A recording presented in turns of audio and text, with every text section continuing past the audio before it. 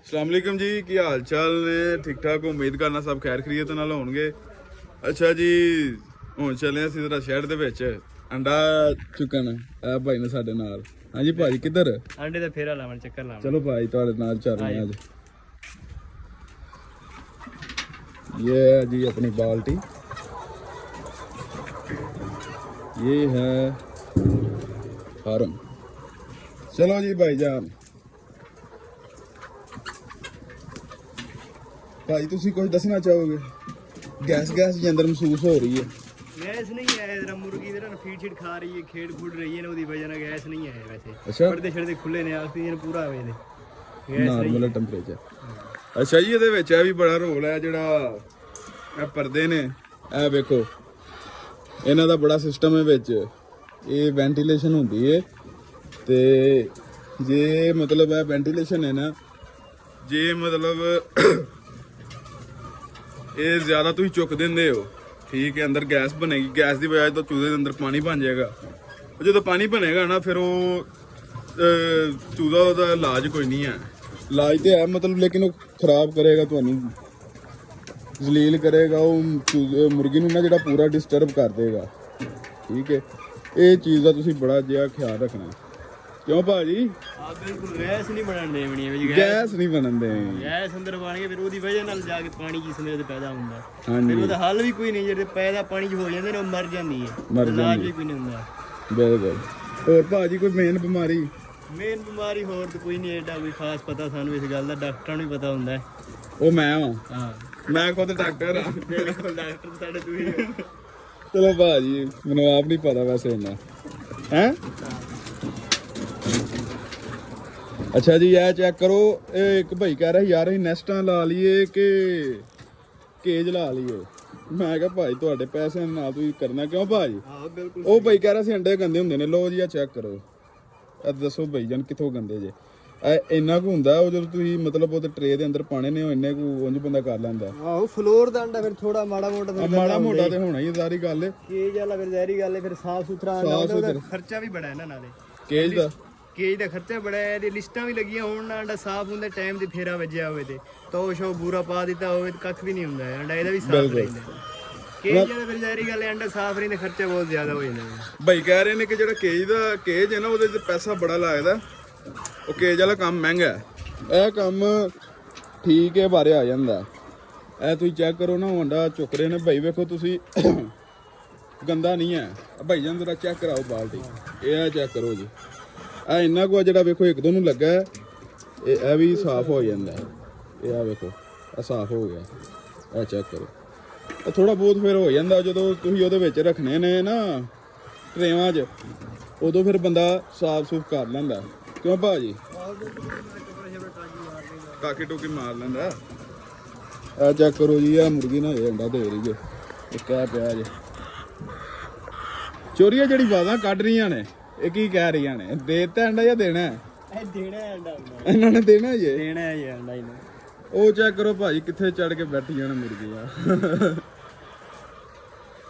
ਇਹ ਰਾਤ ਨੂੰ ਸਾਰੀਆਂ ਮੁਰਗੀਆਂ ਦੇ ਉੱਤੇ ਮਤਲਬ ਇਹ ਜਿਹੜੇ ਗਾਰਡਰ ਗੂਡਰ ਨੇ ਇਹਨਾਂ ਤੇ ਇੰਜ ਨਾ ਜਿਵੇਂ ਉਹ ਬੈਠੀਆਂ ਨੇ ਰਾਤ ਸਾਰੀ ਆ ਪੂਰਾ ਸ਼ੈੱਡ ਭਰਿਆ ਹੁੰਦਾ ਇੱਕ ਆ ਭਾ ਆ ਭਾਈ ਆਂਡੇ ਲਾਇਆ ਵੇ ਹਾਂ ਭਾਈ ਚੌਧਰੀ ਹਾਂਜੀ ਠੀਕ ਹੈ ਠੀਕ ਹੈ ਇਧਰੋਂ ਹਾਜ਼ਰ ਹੀ ਆਂਡੇ ਰਸਨ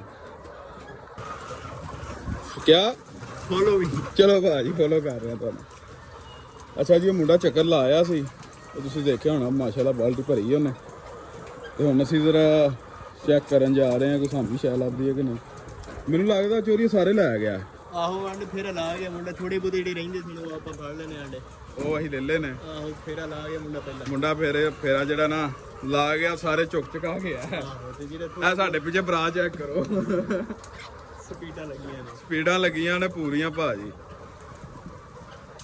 ਇਹ ਚੈੱਕ ਕਰੋ ਜੀ ਮਾਸ਼ਾਅੱਲਾ ਉਹ ਪਿਆ ਭਾਜੀ ਇੱਕ ਉਹ ਵੇਖੋ ਇਹ ਬੜੋ ਸਰਕਾਰ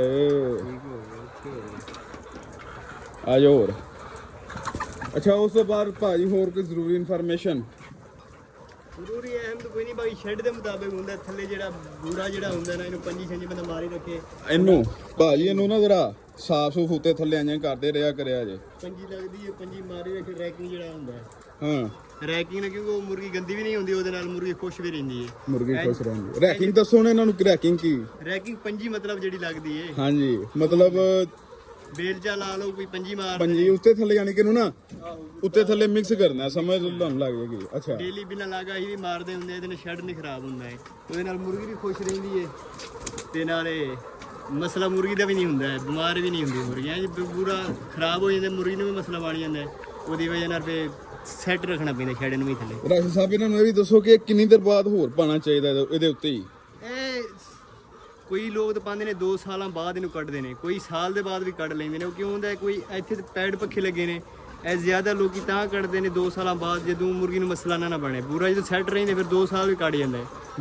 ਕੋਈ ਸਾਲ ਬਾਅਦ ਕਢਾਉਂਦੇ ਨੇ, ਕਿਉਂਕਿ ਬੂਰਾ ਜ਼ਿਆਦਾ ਹੁੰਦਾ ਗਰਮੀਆਂ ਦੇ ਵਿੱਚ ਨਾ, ਬੜਾ ਬੜਕਾ ਮਾਰਦਾ, ਗਰਮੀ ਨਿਕਲਦੀ ਇਹਦੇ ਥੱਲੋਂ, ਉਹਦੀ ਵਜ੍ਹਾ ਨਾਲ ਫਿਰ ਲੋਕੀ ਨਵਾਂ ਪਾਉਂਦੇ ਨੇ ਗਰਮੀ ਦੀ ਵਜ੍ਹਾ ਨਾਲ। ਭਾਈ ਦੱਸ ਰਹੇ ਨੇ ਕਿ ਯਾਨੀ ਜਦੋਂ ਭਾਪ ਮਾਰਨ ਲੱਗ ਪੈਂਦਾ ਨਾ ਥੱਲੋਂ ਇਹਦੇ ਅੱਗ ਨਿਕਲਦੀ ਹੈ, ਕਿਉਂਕਿ ਇਹ ਇੰਨਾ ਕੁ ਗਰਮ ਹੁੰਦਾ ਬਹੁਤ ਜ਼ਿਆਦਾ, ਯਾਨੀ ਕਿ ਠੀਕ ਹੈ। ਇਹ ਫਿਰ ਕਈ ਚੇਂਜ ਵੀ ਕਰ ਲੈਂਦੇ ਨੇ, ਕਈ ਇਸ ਵਜ੍ਹਾ ਤੋਂ ਵੀ ਚੇਂਜ ਕਰ ਲੈਂਦੇ ਜਦੋਂ ਕੋਈ ਬਿਮਾਰੀ ਅੱਲਾ ਮਾਫ ਕਰੇ ਆ ਜਾਏ, ਤੇ ਫਿਰ ਲੋਕ ਉਹਦੀ ਵਜ੍ਹਾ ਤੋਂ ਵੀ ਚੇਂਜ ਕਰਨਾ ਪੈ ਜਾਂਦਾ ਜੀ। ਭਾਈ ਚੇਂਜ ਕਰਨਾ ਪੈ ਜਾਂਦਾ ਭਾਈ ਅੰਡਾ ਨਹੀਂ ਜੇ ਲੱਭ ਰਿਹਾ ਹੈ, ਲੈ ਗਿਆ ਮੁੰਡਾ। ਤੇ ਬਾਕੀ ਤੁਸੀਂ ਚੈੱਕ ਕਰ ਸਕਦੇ ਹੋ, ਮਾਸ਼ਾਅੱਲਾ ਸਾਡਾ ਮਾਲ ਮਾਸ਼ਾਅੱਲਾ ਬਹੁਤ ਅੱਛਾ ਜਿਹੜਾ ਨਾ ਜਾ ਰਿਹਾ।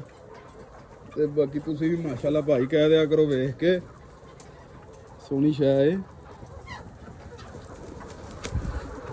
ਅੱਛਾ ਯਾਰ, ਇੱਕ ਬੰਦਾ ਨਾ ਪੁੱਛ ਰਿਹਾ ਸੀ ਫੀਡ ਦਾ ਕੀ ਰੇਟ ਹੈ, ਮਤਲਬ ਕਿੰਨੀ ਖਾਂਦਾ ਫੀਡ ਦਾ ਕੀ ਰੇਟ ਹੈ। ਮੈਂ ਭਾਈਜਾਨ ਨੇ ਤਾਂ ਜਿਹੜਾ ਫੀਡ ਦਾ ਰੇਟ ਹੈ ਨਾ, ਉਹ ਇੱਕ ਬੋਰੀ ਦਾ 6000 ਦੇ ਅੱਗੇ ਪਿੱਛੇ ਚੱਲ ਰਿਹਾ, ਕਿਉਂਕਿ ਮੁਖਤਲਿਫ ਕੰਪਨੀਆਂ ਨੇ, ਮੁਖਤਲਿਫ ਰੇਟ ਨੇ ਉਹਨਾਂ ਦੇ, ਆਪਣੇ ਆਪਣੇ ਸਾਰੀ ਕੰਪਨੀਆਂ ਦੇ ਨਾ ਜਿਹੜੇ ਆਪਣੇ ਆਪਣੇ ਰੇਟ ਨੇ, ਕੋਈ ਇੱਕ ਨਹੀਂ ਹੈ। ਮਤਲਬ ਸਾਰੀ ਕੰਪਨੀਆਂ ਦਾ ਇੱਕ ਰੇਟ ਨਹੀਂ ਹੈ, ਹਰ ਕੰਪਨੀ ਦਾ ਨਾ ਜਿਹੜਾ ਮੁਖਤਲਿਫ ਰੇਟ ਹੈ। ਕਿਉਂ ਭਾਜੀ? ਹਾਂ ਬਿਲਕੁਲ ਸਹੀ, ਹਰ ਕਿਸੇ ਦਾ ਆਪਣਾ ਆਪਣਾ ਰੇਟ ਹੁੰਦਾ ਹੈ, ਆਪਣਾ ਆਪਣਾ ਰੇਟ ਹੈ। ਤੇ ਬਾਕੀ ਇਹਦੇ ਜੋ ਮੋਰਟੈਲਿਟੀ ਕੋਈ ਨਹੀਂ ਹੈ, ਉਹ ਜਿਹੜੇ ਉਹ ਉੱਤੇ ਦਿੰਦੇ ਨੇ ਨਾ, ਉਹ ਮਰ ਮੁਰ ਜਾਂਦੇ ਨੇ। ਆਹੋ ਉੱਤੇ ਜਿਹੜੇ ਹੁੰਦੇ ਨੇ ਉਹ ਮਰ ਮੁਰ ਜਾਂਦੇ। ਸਾਡੀ ਵੀ ਹੁਣ ਉਹ ਭਾਜੀ ਅੰਡਾ ਫੜੋ,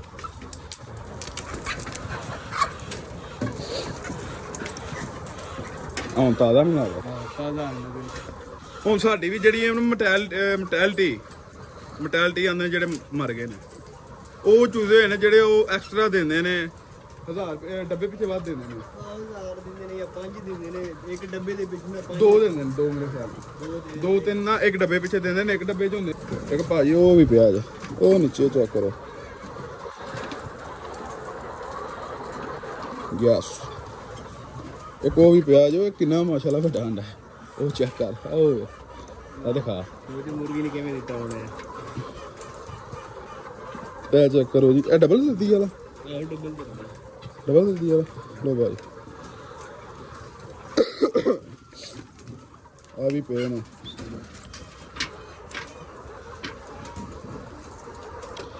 ਇੱਕ ਭਾਈ ਕਹਿ ਰਿਹਾ ਸੀ ਯਾਰ ਸਾਨੂੰ ਨਾ ਮੁਰਗੀ ਚਾਹੀਦੀ ਹੈ ਬਰੀਡਿੰਗ ਵਾਸਤੇ। ਭਾਈਜਾਨ ਨੇ ਮੁਰਗੀ ਕਹਿ ਰਿਹਾ ਮੁਰਗਾ, ਤੇ ਉਹ ਮੁਰਗਾ ਭਾਜੀ ਕੋ ਪਿਆ ਆ ਵੇਖੋ। ਮੁਰਗੇ ਜਿਹੜੇ ਹੁੰਦੇ ਨੇ ਨਾ, ਇਹਦੇ 'ਚ ਅਸੀਂ ਨਹੀਂ ਲੈਂਦੇ ਆ, ਕਿਉਂਕਿ ਮੁਰਗਿਆਂ ਨਾਲ ਸਾਡਾ ਕੰਮ ਹੀ ਕੋਈ ਨਹੀਂ ਹੈ, ਠੀਕ ਹੈ। ਸਾਨੂੰ ਤੇ ਚਾਹੀਦੀਆਂ ਨੇ ਮੁਰਗੀਆਂ। ਉਹ ਮੁਰਗੇ ਫਿਰ ਵੀ ਕੋਈ 40-50 ਨਾਲ ਆ ਜਾਂਦੇ ਨੇ, ਇੰਨੇ ਕੋ ਫਲਾਕ ਦੇ ਵਿੱਚ ਨਾ, ਉਹਨਾਂ ਦਾ ਰੌਲਾ ਕੋਈ ਨਹੀਂ ਹੁੰਦਾ, ਨਾ ਕੋਈ ਇਸ਼ੂ ਹੁੰਦਾ। ਤੇ ਉਹ ਫਿਰ ਕੋਈ ਖਾ ਪੀ ਛੜੀਦੇ ਨੇ, ਕੋਈ ਅੱਗੇ ਪਿੱਛੇ ਇੰਜ, ਉਹ ਹੁਣ ਖਤਮ ਹੋ ਗਏ ਨੇ। ਮੁਰਗੇ ਨਹੀਂ ਆ ਹੁੰਦੇ ਤੇ ਭਾਈਜਾਨ ਤੁਹਾਨੂੰ ਜ਼ਰੂਰ ਦੇ ਦਿੰਦੇ। ਆ ਤੁਸੀਂ ਚੈੱਕ ਕਰ ਸਕਦੇ ਹੋ, ਪੂਰੇ ਸ਼ੈੱਡ ਦੇ ਵਿੱਚ ਤੁਹਾਨੂੰ ਮੁਰਗਾ ਨਹੀਂ ਨਜ਼ਰ ਆਏਗਾ। ਕਿਉਂ ਭਾਜੀ? ਅੰਡੇ ਤੇ ਜਦੋਂ ਦੀ ਸਟਾਰਟਿੰਗ ਮੁਰਗੇ ਸਾਰੇ ਕੱਢ ਛੱਡੀ ਦੇ ਨੇ। ਹਾਂਜੀ, ਜਦੋਂ ਅੰਡੇ ਤੇ ਨੇ ਆ ਜਾਣਾ ਉਦੋਂ ਮੁਰਗੇ ਬਾਹਰ ਨਿਸ਼ਤਾ, ਕੋਈ ਚੱਕਰ ਮਕਰ ਨਹੀਂ। ਕਈ ਦੋਸਤ ਭਾਈ ਜੀ ਕਹਿੰਦੇ ਹਨ ਯਾਰ ਵਲੌਗ ਨਹੀਂ ਆਉਂਦੇ ਆ ਤੁਹਾਡੇ, ਤੇ ਵਲੌਗ ਇਨਸ਼ਾਅੱਲਾ ਭਾਈ ਡੇਲੀ ਪਾ ਦਿਆਂ ਕਰਾਂਗੇ, 5-6 ਮਿੰਟ ਦਾ ਛੋਟਾ ਜਿਹਾ, ਠੀਕ ਹੈ। ਤੇ ਬਾਕੀ ਹੋਰ ਤੁਸੀਂ ਹੁਣ ਸਾਨੂੰ ਦਿਓ ਇਜਾਜ਼ਤ, ਤੇ ਇਨਸ਼ਾਅੱਲਾ ਨੈਕਸਟ ਵਲੌਗ ਵਿੱਚ ਮੁਲਾਕਾਤ ਹੁੰਦੀ ਹੈ। ਅੱਲਾ ਹਾਫਿਜ਼।